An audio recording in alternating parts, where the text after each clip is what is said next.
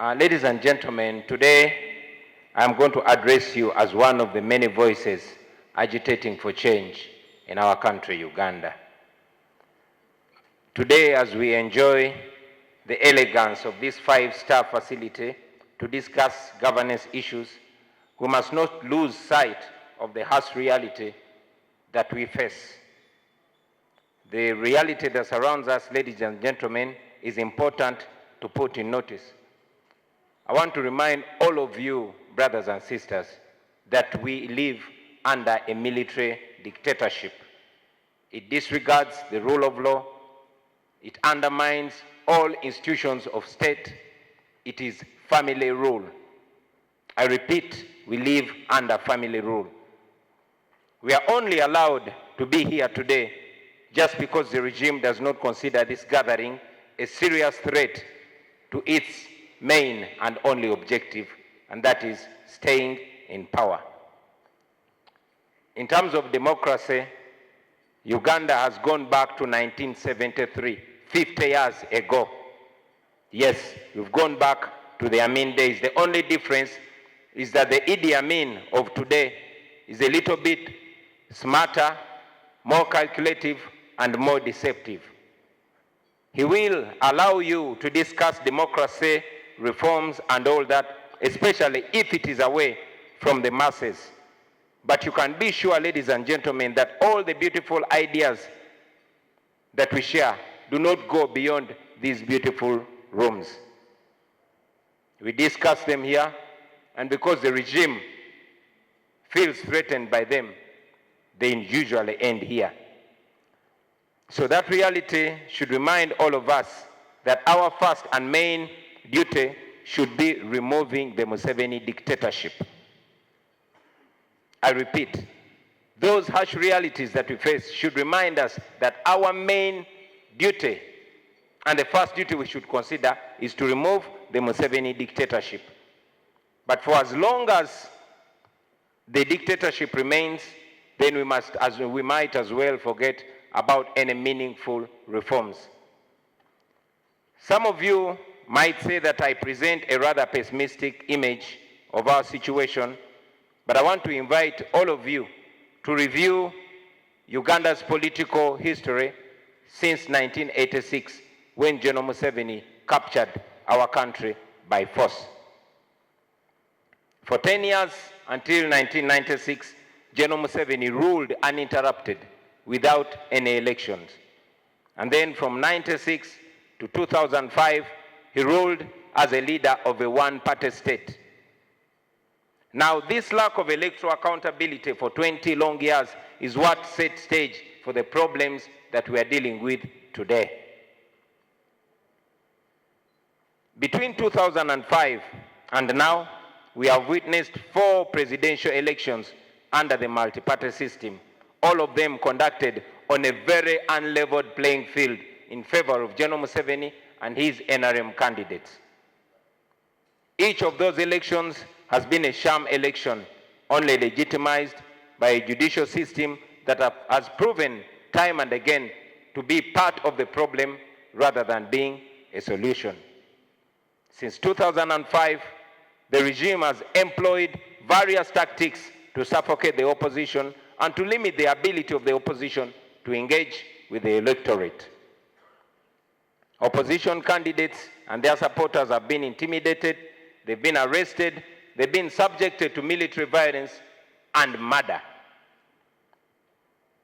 Dr. Besigye, who ran against General Museveni 4 times, was repeatedly arrested, physically assaulted, maliciously prosecuted, and his campaign rallies were disrupted by security forces. We all remember that it got even worse when I challenged General Museveni in 2021. The presidential campaign was turned into a war zone. We were tear-gassed, we were arrested, beaten, pepper sprayed, shot at, and our supporters were massacred in their hundreds. By election day in 2021, the regime had already switched off the entire internet, banned all media from relaying results live from the field. It also banned any telecenters except one media house which was used to telecast fake results in favor of General Museveni. From 2021 elections alone, we have more than 100 of our fellow citizens lying in graves after the regime ordered a massacre on the 18th and 19th of November 2020, just 1.5 months away from the general election of 2021. Today, as we speak, hundreds of innocent young men and women are still languishing in prisons just because they identified with us during the elections. Needless to remind you, ladies and gentlemen, that the abductions of people accused of supporting us is still going on, even as we speak in this beautiful room.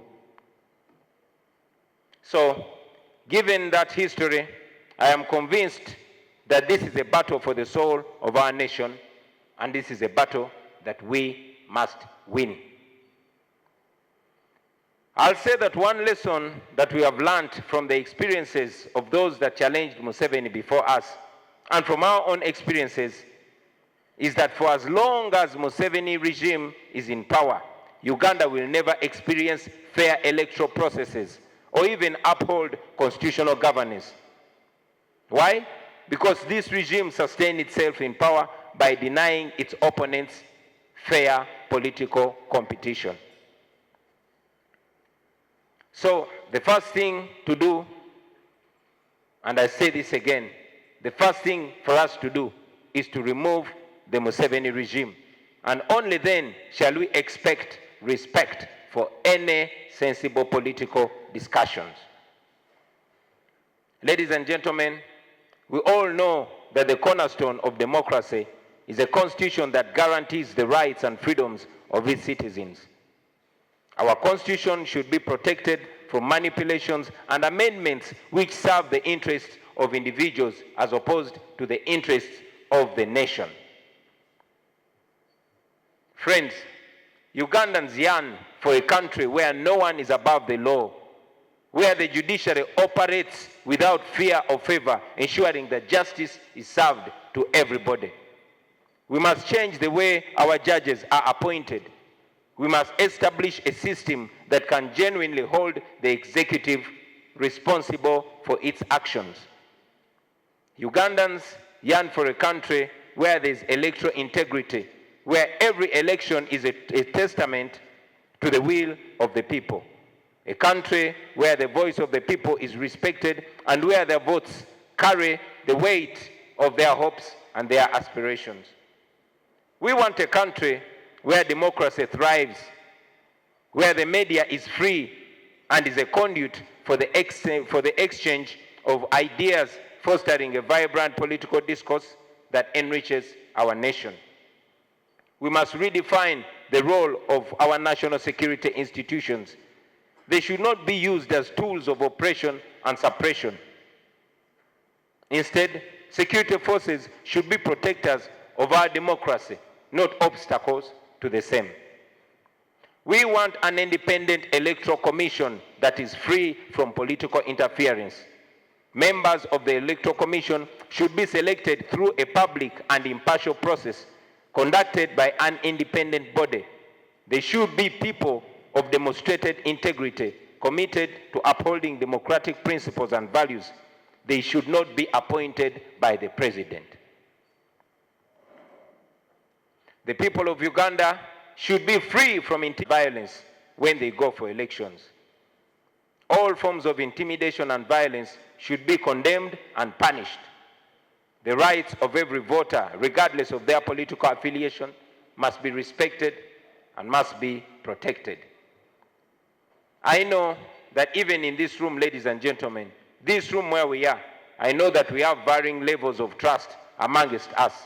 But I must say this to you today, that we are not here just to pass time or to pretend to be politically mature. We are here because Uganda needs us. We are here because our country is at crossroads. We have a duty, ladies and gentlemen, to collectively give direction because all of us have an equal stake in this, our country. Our country needs us at this defining time, and each of us must honorably and decently play their role. So, I want to call upon you today, ladies and gentlemen, and to all well-meaning Ugandans here and those watching us on the media, regardless of their political affiliations, to join forces and rid our country of dictatorial rule. The road ahead, ladies and gentlemen, will definitely be challenging. There will be resistance from those who benefit from the current mess, and those are many. But I'll tell you that we must not be guided by our fear and apathy. Let us always remember the words of the great Nelson Mandela. He said, it's always seeming impossible until it's done. So let us not be eye shut by the challenges and the fear that we face today.